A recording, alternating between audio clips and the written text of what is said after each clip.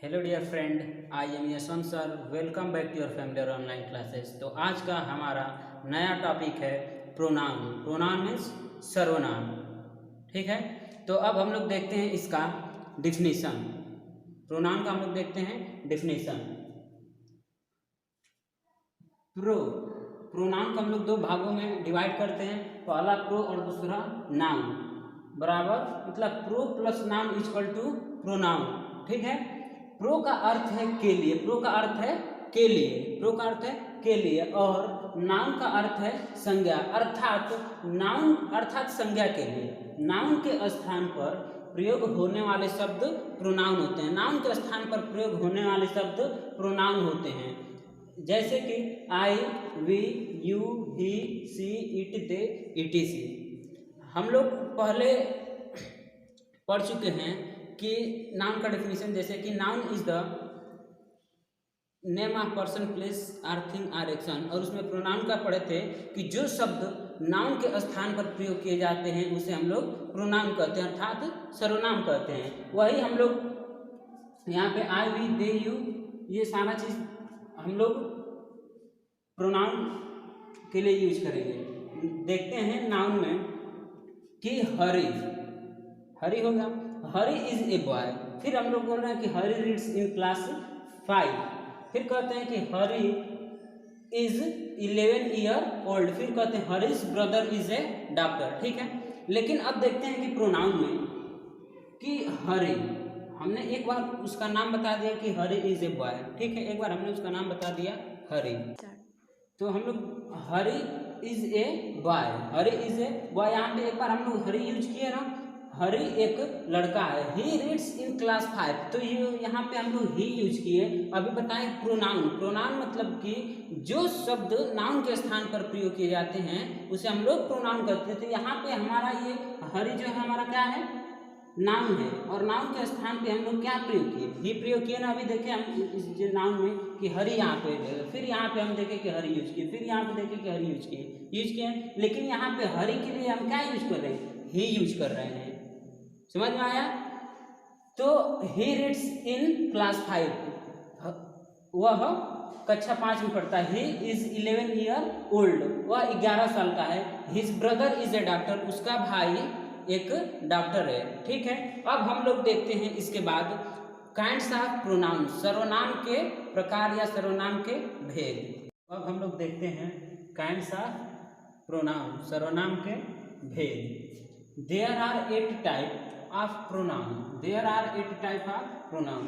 सर्वनाम 8 प्रकार के होते हैं, सर्वनाम 8 प्रकार के होते हैं। ठीक है, हम लोग अब देखते हैं इसमें सबसे पहला पर्सनल प्रोनाउन। सबसे पहले personal pronoun. Personal pronoun means होता है पुरुषवाचक सर्वनाम। पर्सनल प्रोनाउन मीन्स पुरुषवाचक सर्वनाम।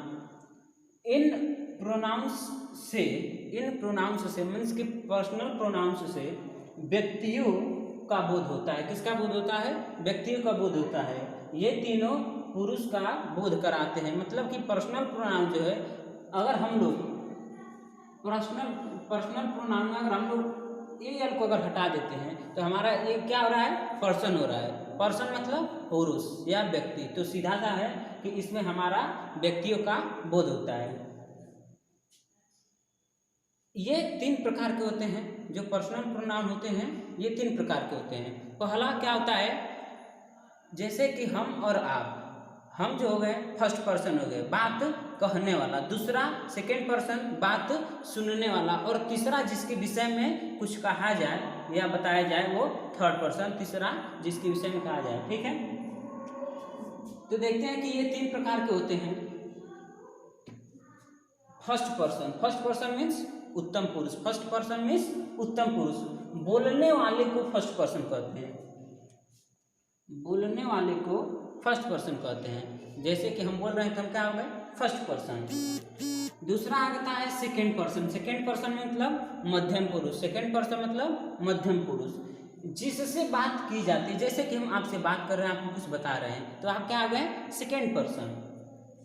और तीसरा आता है थर्ड पर्सन। थर्ड पर्सन मतलब अन्य पुरुष। थर्ड पर्सन मतलब अन्य पुरुष, जिसके विषय में बात की जाती है उसे थर्ड पर्सन कहते हैं। ठीक है, अब हम लोग देखेंगे इसका पूरा डिटेल इसके बारे में हम अब सब जानेंगे। इसके बाद हमारा आएगा रिफ्लेक्सिव प्रोनाउन। पहले इसके पहले जो कुछ है हम देख लेते हैं। अब हम लोग देखते हैं reflexive pronoun. Reflexive pronoun means होता है निजवाचक सर्वनाम। रिफ्लेक्सिव प्रोनाउन मीन्स निजवाचक सर्वनाम। जिस प्रोनाउन से कर्ता मीन्स सब्जेक्ट, जिस प्रोनाउन से कर्ता के कार्य का प्रभाव कर्ता पर पड़ने का बोध होता है। जैसे कि सब्जेक्ट का प्रभाव सब्जेक्ट पर पड़े। जैसे कि हम कुछ काम किए और उसका प्रभाव हमारे पर ही पड़े। समझ में आ रहा है? वह रिफ्लेक्सिव प्रोनाउन होता है। जिस प्रोनाउन से कर्ता के कार्य का प्रभाव कर्ता पर पड़ने का बोध होता है वह रिफ्लेक्सिव प्रोनाउन होता है। एग्जाम्पल में जैसे कि my self, her self, it self, him self, etcetera and etcetera. Note point देते हैं, इन प्रोनाउन के अंत में सेल्फ या सेल्फ्स लगे होते हैं और ये सब एक ही अर्थ रखते हैं, स्वयं का या अपने आप का। ठीक है, देखते हैं कुछ example. I will not overwork my self. I will not overwork my self, मैं खुद का काम नहीं करूँगा, मैं खुद का काम नहीं करूँगा। जैसे होता है ना कि हमारी ही फैक्ट्री है या हमारा ही दुकान है तो कोई दूसरा आता है करने के लिए, लेकिन हम कह रहे हैं कि I will not overwork my self, मैं खुद का काम नहीं करूँगा। समझ में आया? दूसरा एग्जाम्पल है the girl hurt herself, लड़की स्वयं को चोट पहुँचाएगी। ठीक है ना, लड़की स्वयं को चोट पहुँचाए। He killed himself, he killed himself, उसने खुद को जान से मारा। ठीक है, अब हम लोग देखेंगे इसके बाद डेमोन्स्ट्रेटिव प्रोनाउन, संकेतवाचक सर्वनाम। तो अब हम लोग इसके पहले देखे हैं रिफ्लेक्सिव प्रोनाउन। अब देखते हैं तीसरे नंबर का demonstrative pronoun. Demonstrative pronoun means होता है संकेतवाचक सर्वनाम। जैसे कि आप कहीं किसी की तरफ संकेत करते हो कि जैसे कि ये मेरा घर है, ये मेरी गाड़ी है, ये मेरा बंगला है, आप संकेत करते हो ना, तो हम लोग जानते हैं उसी को बोलते हैं डेमोन्स्ट्रेटिव प्रोनाउन। देखते हैं डेमोन्स्ट्रेटिव प्रोनाउन मीन्स संकेतवाचक सर्वनाम। इसका हम लोग डिफिनीशन देखते हैं। सबसे पहले, जो प्रोनाउन किसी नाउन की ओर संकेत करे और जो पहले आ चुका हो वह डेमोन्स्ट्रेटिव प्रोनाउन होता है। जैसे कि this, that, this, those, any, non, such, etcetera and etcetera. Okay, हम लोग अब कुछ एग्जाम्पल इसमें देखते हैं। जैसे कि this is a white board, ये आपको व्हाइट बोर्ड दिख रहा है, तो हम क्या इशारा कर रहे हैं कि this is a white board, या एक व्हाइट बोर्ड है। तो यहाँ पे जो दिस हमने यूज किया, दिस हमेशा नज़दीक की वस्तु के लिए यूज करते हैं। दिस हमेशा नज़दीक की वस्तु के लिए यूज करते हैं जो हमारे तरफ संकेत करते हैं। ठीक है, तो यहाँ पे ये दिस क्या हो गया, डेमोन्स्ट्रेटिव प्रोनाउन। अब इसके बाद दूसरा एग्जाम्पल देखते हैं, that is your house, that is your house. जैसे कि आपके घर, आप अपने घर के सामने हो या आपका एक फ्रेंड कहता है कि दैट इज योर हाउस, वो क्या कर रहा है, आपके घर की तरफ संकेत कर रहा है। जैसे कि दैट इज योर हाउस, वह तुम्हारा घर है। ठीक है, तो जो दैट यूज किया ये हमारा क्या है, दैट डेमोन्स्ट्रेटिव प्रोनाउन है। अब इसके बाद देखते हैं कि आई हैव गॉट नॉन, हमने या मैं कुछ भी नहीं पाया। तो यहाँ पे जो नॉन यूज किया है हमारा क्या है, डेमोन्स्ट्रेटिव प्रोनाउन। समझ में आ रहा है? अब देखते हैं जैसे कि हैव यू एनी, क्या तुम्हारे पास कुछ है। तो यहाँ पे जो एनी यूज किया गया है अभी हमने एग्जाम्पल में, मतलब जैसे कि नॉन, सच, एनी बताया ना, तो इसी तरह हमारे जो एनी हमारा क्या होगा, डेमोन्स्ट्रेटिव प्रोनाउन। इसके बाद अब लास्ट वाला एग्जाम्पल देखते हैं कि हैव यू गॉट सच, क्या तुमने कुछ पाया। तो यहाँ पे जो सच यूज किया गया है तो हमारा क्या है, डेमोन्स्ट्रेटिव प्रोनाउन। अब हम लोग इसके बाद देखेंगे इंट्रोगेटिव प्रोनाउन, प्रश्नवाचक सर्वनाम। ओके, तो अब हम लोग देखते हैं interrogative pronoun. Interrogative pronoun means होता है प्रश्नवाचक सर्वनाम। इंट्रोगेटिव प्रोनाउन मीन्स प्रश्नवाचक सर्वनाम। इसका हम लोग डिफिनीशन देखते हैं कि जो प्रोनाउन प्रश्न पूछने के काम में आते हैं, जो प्रोनाउन प्रश्न पूछने के काम में आते हैं वह इंट्रोगेटिव प्रोनाउन होता है। ठीक है, जैसे हु, व्हाट, व्हिच, हो, हुज, एक्सेट्रा एंड एक्सेट्रा। ठीक है, नोट पॉइंट देखने के बाद है कि इंट्रोगेटिव प्रोनाउन के बाद कोई नाउन नहीं आता है। इंट्रोगेटिव प्रोनाउन के बाद कोई नाउन नहीं आता है। जैसे कि अगर हम आपसे पूछ रहे कि what is your name, what is your name, आपका क्या नाम है, what is your father name, what is your mother name, what is your village name, what is your college name. तो व्हाट के बाद तुरंत क्या आ जा रहा है, is am are was where, ठीक है। इसके बाद कोई नाम आ रहा है, नहीं आ रहा है। तो हम लोग देखते हैं कि एग्जाम्पल में कि हु आर यू, आप कौन है। तो जो हु वर्ड है वो हमारा क्या है, इंट्रोगेटिव प्रोनाउन। हु क्या है, इंट्रोगेटिव प्रोनाउन। दूसरा है कि व्हाट इज योर नेम, आपका क्या नाम है। तो जो व्हाट शब्द है, व्हाट हमारा क्या है, इंट्रोगेटिव प्रोनाउन। तीसरे नंबर में आता है कि विच इज योर बुक, आपका कौन सा किताब है, या कौन सा किताब आपका है, ठीक है, कौन सा किताब आपका है। तो जो विच का यूज किया गया है, विच क्या है, इंट्रोगेटिव प्रोनाउन। विच क्या है, इंट्रोगेटिव प्रोनाउन। उसके बाद हुज इज दिस कार, यह कार किसका है। तो जो यहाँ पे हुज यूज किया गया है क्या है, इंट्रोगेटिव प्रोनाउन, ठीक है। लास्ट नंबर में आता है वेयर आर यू गोइंग, आप कहाँ जा रहे हैं। देखिए हमेशा एक चीज़ का आप लोग ध्यान रखिएगा कि अगर हमसे कोई बड़ा है, अगर कोई हमसे बड़ा है तो अगर कहते हैं कि where are you going, English में तो बोलते हैं कि वेयर आर यू गोइंग। तो अगर बड़ा है तो हिंदी में उसे बोलने के लिए कि आप कहाँ जा रहे हैं। अगर छोटा है तो तुम कहाँ जा रहे हो, समझ में आया।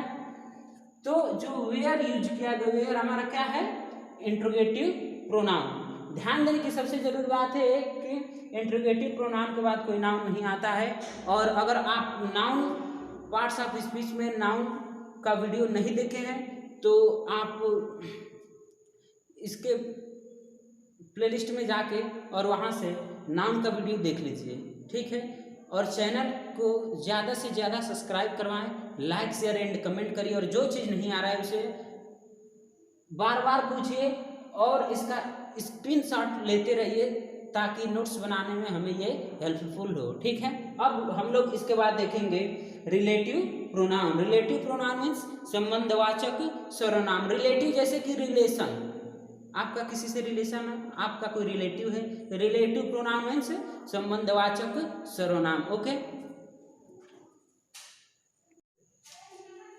तो अब हम लोग इसके बाद देखते हैं relative pronoun. Relative pronoun means होता है संबंधवाचक सर्वनाम। रिलेटिव, रिलेटिव मतलब हमारा सगा संबंधी जो है हमारा क्या है, रिलेटिव है। जो भी आपके रिश्तेदार हो आपके रिलेटिव है। तो रिलेटिव मीन्स होता है संबंध, रिलेशन कहते हैं कि रिलेशनशिप, यह हमारे संबंधित है, ठीक है। तो रिलेटिव प्रोनाउन मीन्स होता है संबंधवाचक सर्वनाम, समझ में आया। हम लोग देखते हैं इसका डेफिनेशन कि जो प्रोनाउन अलग अलग वाक्यों, जो प्रोनाउन अलग अलग वाक्यों को एकत्र करे, मीन्स कि जोड़े, इकट्ठा करे, उसे रिलेटिव प्रोनाउन कहते हैं। उसे क्या कहते हैं, रिलेटिव प्रोनाउन कहते हैं। जैसे कि who, whose, which, that, what, ये एक्सेट्रा एंड एक्सेट्रा, ये सभी हमारे क्या है, रिलेटिव प्रोनाउन। क्या कौन सा प्रोनाउन है, रिलेटिव प्रोनाउन, ठीक है। नोट पॉइंट में देखते हैं कि रिलेटिव प्रोनाउन का जेंडर, नंबर तथा पर्सन, रिलेटिव प्रोनाउन का नंबर, जेंडर तथा पर्सन वही होगा जो उसके एंटीडेंट का होगा, ठीक है। एंटीडेंट का मतलब कि जिससे हम पहले से परिचित हो, हमारे क्या है, एंटीसीडेंट, ठीक है। इसका हम कुछ एग्जांपल देते हैं, जैसे कि this is the cap which I bought, this is the cap which I bought, यह वही टोपी है जो हमने खरीदा था, ठीक है, या जो मैं खरीदा था। तो मतलब कि कहने का मतलब ये है कि इस टोपी से हम पहले, ऐसे टोपी से हम पहले, जो ये कैप है, इस कैप से पहले मतलब ऐसे ही कैप से हम पहले मिल चुके हैं, ठीक है। खरीदने की बात क्या, मतलब कि आई बाट, हमने खरीदा था, मतलब कि ऐसी टोपी हमने खरीदा था, मतलब कि ऐसे टोपी से हम पहले भी मिल चुके हैं, समझ में आई बात।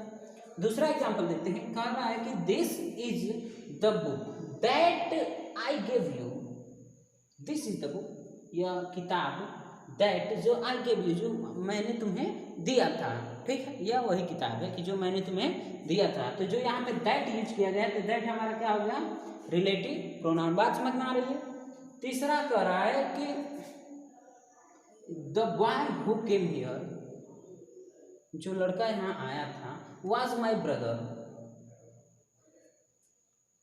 The boy who came here was my brother. यह लड़का यहाँ आया था जो मेरे भाई के साथ, ठीक है। यह वह लड़का है जो मेरे भाई के साथ यहाँ आया था। तो जो यहाँ पे हु यूज किया गया है, हु, यह वह लड़का है जो मेरे भाई के साथ यहाँ आया था, ठीक है। तो जो हु यूज किया गया है, हु किसके लिए यूज किया गया है? बॉय के लिए।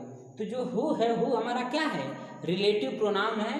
द बॉय अलग, came here was my brother ये अलग। इनको ये हु क्या कर रहा है? कनेक्ट कर रहा है, एकत्र कर रहा है, जोड़ रहा है। वही हमारा क्या हो गया? Relative pronoun. इसी में ये हमारा दैट और इसमें विच, ये हमारे सब क्या है? रिलेटिव प्रोनाउन है, ठीक है। अगर हमारा ये वीडियो पसंद आए तो please like, share and comment करिए और सब्सक्राइब करिए। आप जितना ज़्यादा लाइक करेंगे हमें मालूम होगा कि हाँ आपको ये हमारा वीडियो पसंद आ रहा है और समझ में आ रहा है, ठीक है। तो अब हम लोग इसके एक चीज़ आपको बता दें, जैसे कि हु है, हु केवल, जो आप हु देख रहे हैं, हु केवल जानदार, मतलब कि हु सभी के लिए जिसमें क्या हो? जान हो। जैसे कि हमारे में जान है, आपने जान है, या जो भी चीज़ है उस जिसमें जान हो उसी के लिए हम लोग क्या करते हैं? हु का यूज करते हैं, ठीक है। विच है, विच जो है बेजान तथा लोअर एनिमल। विच बेजान मतलब जिसमें जान नहीं हो, और लोअर एनिमल मतलब जो छोटे छोटे जीव जंतु हैं, जो जानवर है, उनके लिए किसका यूज किया जाता है? विच का यूज किया जाता है। और जो हमारा दैट है, मनुष्य, पशु पक्षी तथा बेजान सभी के लिए हमारा दैट का यूज किया जाता है। आप यहाँ पे देख रहे हैं कि विच, हु, हुज, दैट, वाट, ठीक है। अब हमारा चौथे नंबर पे वाट। वाट जो है दैट विच की तरह काम करता है, केवल वस्तुओं के लिए ही प्रयोग होता है, ठीक है ना। तो अगर हमारा ये वीडियो पसंद आए तो यहाँ पे आप देखिए, please like, share, comment and subscribe, okay. अब हम लोग इसके बाद देखते हैं डिस्ट्रीब्यूटिव प्रोनाउन। डिस्ट्रीब्यूटिव प्रोनाउन में होता है विभाग बोधक सर्वनाम। विभाग, अलग अलग खंड, विभाग बोधक सर्वनाम, अलग अलग विभाग होते हैं ना, समझ में आया? तो please like, share and comment करिए। अब हम लोग इसके बाद देखते हैं डिस्ट्रीब्यूटिव प्रोनाउन, विभाग बोधक सर्वनाम, ठीक है। तो अब हम लोग देखते हैं इसके बाद distributive pronoun. Distributive pronoun means होता है विभाग बोधक सर्वनाम। विभाग बोधक मतलब एक एक विभाग होता है, तो विभाग बोधक सर्वनाम मतलब कि 5 विभाग में से एक विभाग को ही हम जानते हैं। तो अलग अलग 5 विभाग, उसमें अलग अलग विभाग के नाम से हम लोग जानते हैं। तो डिस्ट्रीब्यूटिव प्रोनाउन मीन्स होता है विभाग बोधक सर्वनाम, ठीक है। हम लोग देखते हैं इसका डिफिनीशन कि जब किसी प्रोनाउन से किसी एक का अर्थ निकलता है, ठीक है। जब किसी प्रोनाउन से, बहुत सारे हैं वहाँ पर, लेकिन किसी एक का अर्थ निकलता है तो उसे हम लोग डिस्ट्रीब्यूटिव प्रोनाउन कहते हैं। जैसे कि each, either, neither, etcetera and etcetera. जैसे कि एग्जाम्पल हम लोग देखते हैं, each of you can go there, मतलब कि इनमें से आप कोई वहाँ जा सकता है, ठीक है। दूसरा कह रहा है कि यू कैन, जो यहाँ पे इच है, इच हमारा क्या हो गया? विभाग, मतलब यहाँ पे प्रत्येक। इच मीन्स प्रत्येक, मतलब कि वो अलग अलग कर रहा है ना, तो यही हमारा क्या है? विभाग को डिवाइड कर रहा है। तो इच हमारा क्या हो गया? Distributive pronoun. इसी प्रकार यू कैन टेक, तुम ले सकते हो, आइदर ऑफ दिस बुक, ठीक है। तो जो यहाँ पे आइदर का यूज किया गया है वो हमारा क्या है?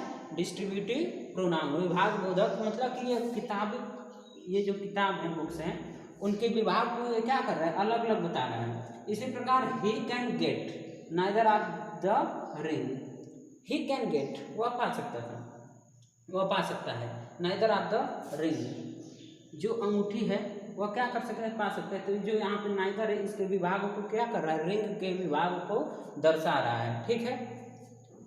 तो अब इसके बाद हम लोग लास्ट और 7वें नंबर का देखते हैं, इनडेफिनिट प्रोनाउन। इनडेफिनिट प्रोनाउन मतलब होता है अनिश्चित, अनिश्चयवाचक सर्वनाम। इनडेफिनिट प्रोनाउन मतलब अनिश्चयवाचक सर्वनाम, ओके।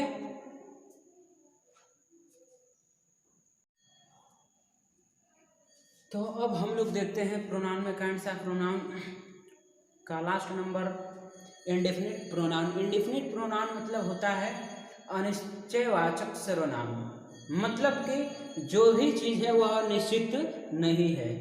ऐसा नहीं है कि 1 है, 2 है, 5 है, 7 है। अनिश्चय है। ठीक है, इसका हम लोग डिफिनेशन देखते हैं कि जिस प्रोनाउन से किसी निश्चित व्यक्ति या वस्तु का बोध न हो, मतलब कि किसी निश्चित व्यक्ति या वस्तु का बोध न हो, उसे ही हम लोग क्या कहते हैं, इंडेफिनिट प्रोनाउन। क्या कहते हैं, इंडेफिनिट प्रोनाउन। ठीक है, जैसे कि आल, अगर हम कह दें आपसे कि आल, तो आल में आप क्या बता पाएंगे कि 1 है, 2 है, 4 है, 5 है, 10 है, नहीं ना।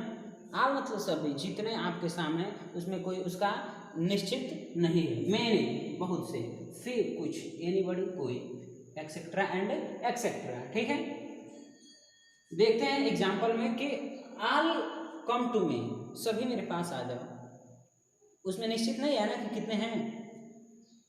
तो जो इसमें आल है, आल क्या है हमारा, अनिश्चयवाचक सर्वनाम, इंडेफिनिट प्रोनाउन। ठीक है, बात समझ में आ रही है? अगर बात समझ में आ रही है तो please like, share and comment करिए, ताकि हमें पता चले कि ये आपको समझ में आ रहा है। ओके, दूसरा देखते हैं कि many were not present. Many were not present, many मतलब बहुत से, वेयर नॉट प्रेजेंट मतलब कि बहुत से उपस्थित नहीं थे, मतलब कि उसकी कोई संख्या नहीं है, वो अनिश्चित है। समझ में आ रहा है बात? इसलिए हमारा जो मेनी वर्ड है, मेनी क्या हो गया हमारे लिए, इंडेफिनिट प्रोनाउन। तीसरा नंबर का आता है few will pass in the examination. Few मतलब होता है कुछ, फी मतलब कुछ, विल बी पास मतलब कि उत्तीर्ण होंगे, इन द एग्जामिनेशन परीक्षा में, कुछ परीक्षा में उत्तीर्ण होंगे। तो यहाँ पे आपको कोई एक ठोस संख्या नहीं बताई, मतलब कि एक निश्चित संख्या नहीं बताई जा रही है कि 10 पास होंगे, 15 पास होंगे, कुछ, some, few, pass will be in the examination. ठीक है, will pass in the examination. Last number क्या है, सम आर बॉर्न ग्रेट, कुछ ही महान पैदा होते हैं, जैसे कि रविंद्रनाथ टैगोर, महात्मा गांधी, डॉक्टर APJ अब्दुल कलाम, ये जो भी हैं ये लोग क्या महान पैदा हुए। बात समझ में आ रही है? तो जो यहाँ पे सम यूज किया गया है हमारा क्या है, इंडेफिनिट प्रोनाउन। बात समझ में आ रही है? अगर बात समझ में आ रही है तो please like, share and comment करिए, और जो चीज़ें हमसे कमेंट बॉक्स में आप पूछ सकते हैं। ओके, थैंक यू, धन्यवाद।